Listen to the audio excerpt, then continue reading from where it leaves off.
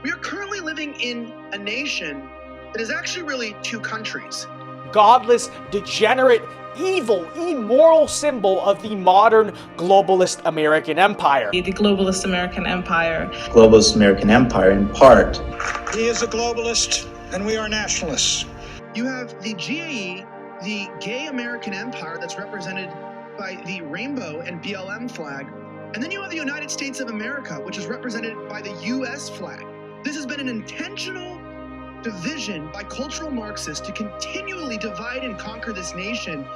The Globalist American Empire, which of course also has a convenient and amusing acronym. Our government is essentially owned by this gay regime, the G.A.E., the Globalist American Empire. What is a globalist American empire, and what are the dark connotations? Why is it a corrupting force?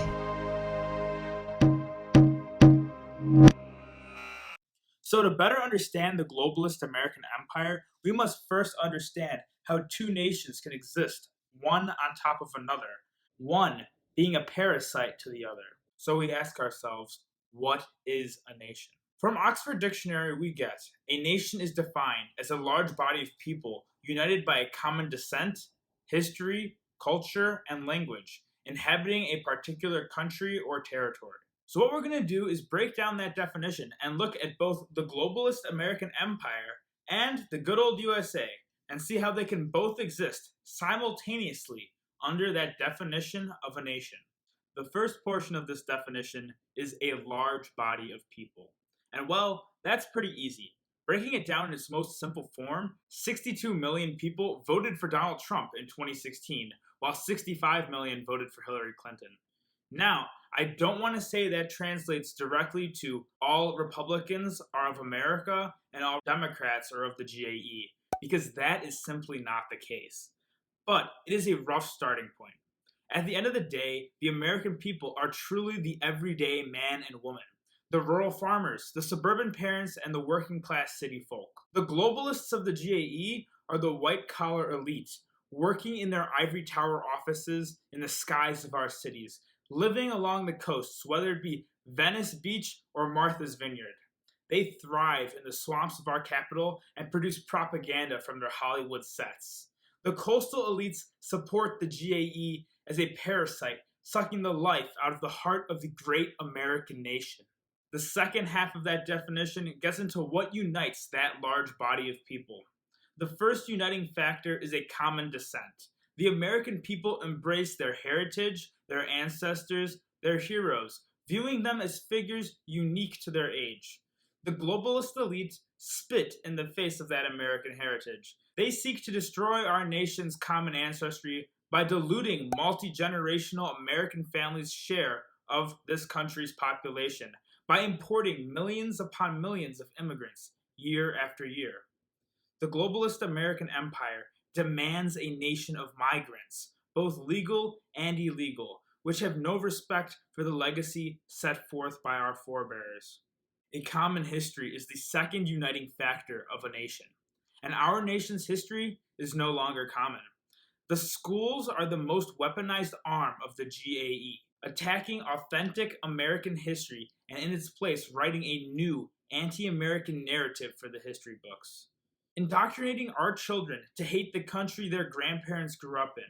We no longer focus on American history. It is now all about Black history, women's history, Latino history, LGBTQ history. What about American history?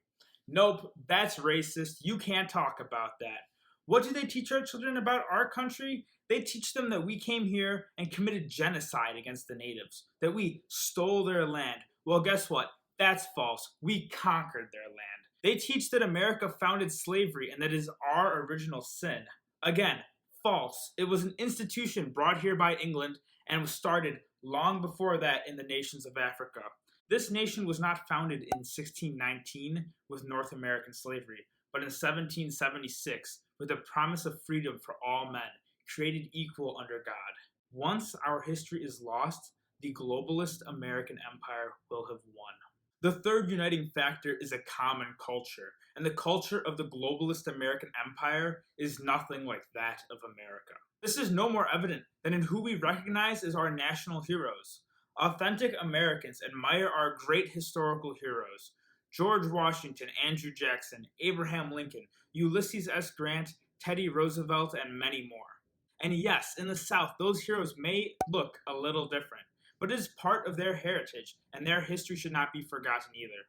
But each and every one of those American heroes is torn down by the globalist left for new progressive heroes. Their statues are torn down, and their replacements move further and further leftward. FDR and MLK, Malcolm X and Margaret Sanger, RBG and Hillary Clinton, and now George Floyd. But as time moves on, they eventually abandon their older heroes who are quote-unquote out of touch and too conservative. Lincoln used to be loved as the president who ended slavery, but now even his statues are being destroyed in the name of anti-racism. The culture has become the center of our struggle. It is something that has gained more and more attention. Even last November, Glenn Youngkin won the Virginia governorship, not because of economics or tax policy, but because at the core of his campaign was the culture war, and saving our children from being indoctrinated into a new culture of the globalist American empire. The fourth uniting factor is a common language. Now, not even that is protected. Americans speak English, but the globalists are destroying this. We're now forced to accept all languages, or else we are slandered as racist for expecting people who live next door to us to learn our language. Now, 13% of our country only speaks Spanish. 40 million Americans who cannot speak the American language. And don't even get me started on the dialects of English that exist, making it hard for someone from Alabama to understand someone from the south side of Chicago. If we can't even communicate with one another, how are we to call ourselves one nation? The uniting factor of religion is now the one which creates the most division in our nation. The United States of America is a Christian nation. We are founded upon Christian values by a diverse range of people from different Christian backgrounds. Our laws are rooted in Christian morality, and our nation's motto is, "In God we trust." Christianity has been and still is a key defining feature of the historic American nation. The globalist American empire, simply put, is not a Christian nation. They are far closer to a satanic nation. True satanic belief does not require the belief in Satan himself, but instead occurs when someone rejects God and makes themselves their own personal God. A satanic culture is a culture that promotes self-worship. The globalist American empire promotes the self-sacrifice of your child for your own personal convenience. The globalist American empire promotes wokeism and gender theory, which are directly focused on the identity of oneself as an individual as the only important factor. Whether you're a black trans man or a Hispanic asexual man-child, that is your primary identification, your sexual preferences, instead of an identity as part of a family, part of a community, or part of a nation. The globalist American empire hates the idea of belonging to a nation, and that's why we so often hear the phrase, "Be a better citizen of the world." When studying international relations, one of the principal ideas of political realism is that states have interests, regardless of domestic politics.